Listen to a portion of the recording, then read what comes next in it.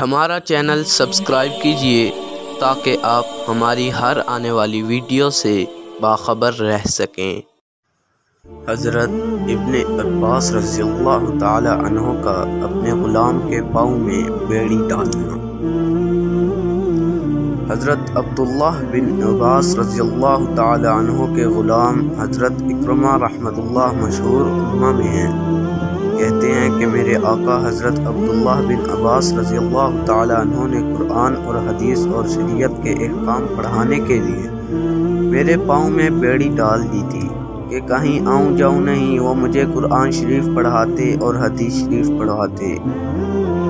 حقیقت میں پڑھنا اسی صورت سے ہو سکتا ہے جو لوگ پڑھنے کے زمانے میں سیر و سفر اور بازار کی تفریح کے شوق میں رہتے ہیں وہ بیکار اپنی عمر ضائع کرتے ہیں۔ اسی چیز کا اثر تھا کہ پھر اپنا غلام حضرت اکرمہ رضی اللہ تعالیٰ عنہ بن گئے کہ بحر الامہ اور حبر الامہ کے القاب سے یاد کیے جانے لگے۔